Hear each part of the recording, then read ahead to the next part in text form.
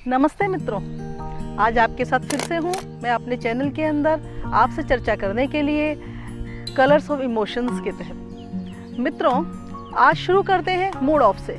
आप कहेंगे mood off? अरे इस चैनल में मूड ऑफ कहाँ से आया? जी, मूड ऑफ की बात करना ज़रूरी है क्योंकि हमारे पूरे जीवन की दिनचर्या, हमारा सुबह से शाम तक कितनी बार मूड ऑफ होता है और कितनी बार मूड ऑन होता है।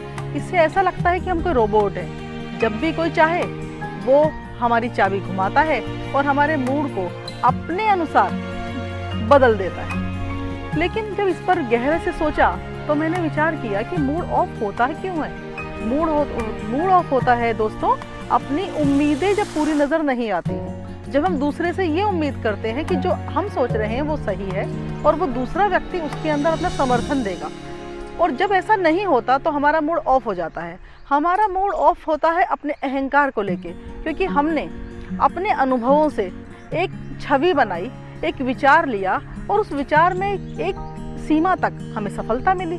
जब उसमें सफलता मिली तो वो विचार हमारा ही नहीं था। हो सकता है वैसी सफलता उस विचार के अंदर और लोगों को भी मिली हो।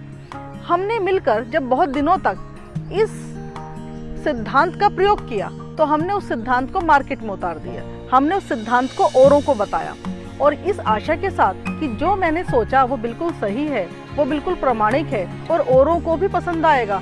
हमने औरों को उम्मीद की कि वो हमारे इस सिद्धांत में हाँ करेंगे और हमारी बात को सहमति देंगे। पर अक्सर ऐसा नहीं होता, क्योंकि प्रत्येक के जीवन के अंदर जीवन को देखने का नजरिया हर एक का अलग अलग होता है। कोई जीवन को कैसे देखता है और कोई कैसे। अब जब हमने अपनी बात कही और दूसरे व्यक्ति ने उसका समर्थन नहीं दिया तो उस समय हमारे मन में फीलिंग ऑफ डिप्रेशन आती है, उदासी आती है, और हमारे मन में एक हीन भाव आता है कि मेरी बात क्यों नहीं मानी गई। वो हीन भाव नहीं, वो मेरे मन का अहंकार है।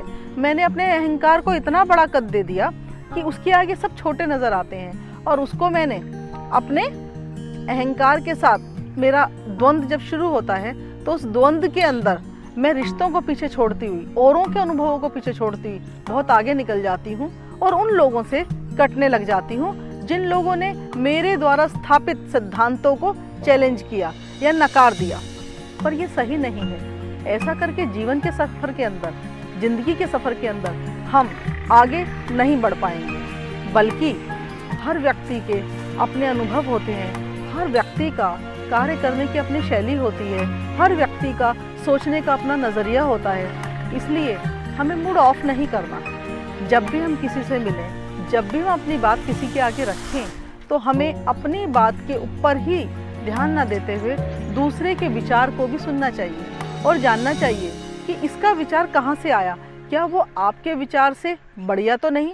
हमें उस विचार को ये समझकर अपना मूड ऑफ नहीं करना चाहिए कि इसने मुझे हीन दिखाने के लिए, इसने मुझे डिमोरलाइज करने के लिए, इसने मुझे छोटा मानकर मेरी बात को काट दिया। बल्कि प्रयास ये करना चाहिए कि या तो मैं अपने विचार को, या तो मैं अपने अनुभव को, या तो मैं अपने सिद्धांत को इतना बढ़िया प्रस्तुत करूं कि दूसरा उसे काट ही ना पाए, या फिर अगर दूसरे के सिद्धांत में, दूसरे की बात में दम है तो मैं उस बात को भी आत्मसात कर लूं और उसकी अच्छाई को लेने की कोशिश करूं। जब हम दूसरे की बातों के अंदर पॉजिटिविटी को ढूंढेंगे, नेगेटिविटी को नहीं ढूंढेंगे, तो हमारा मूड ऑफ नहीं होगा। हो सकता है हर विचार विमर्श के बाद हमारे पास एक नई बात सामने आए, हर विचार विमर्श के बाद हम कुछ नया सीखें, क्योंकि जीवन का सिलसिला जिंदगी भर मृत्यु तक सीखने का सिलसिला चलता ही रहता है। और जितना हम सीखते हैं अनुभवों का, हमारा पिटारा उतना ही भारी भरकम हो जाता है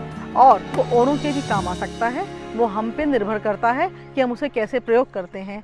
और आज के इसी विचार के साथ मैं आपसे फिर से अलविदा कहना चाहूँगी और आपसे ये कहना चाहूँगी कि हम अगली चर्चाओं के लिए फिर से आपके सामने आएंगे और इस विषय पर चर्चा करेंगे।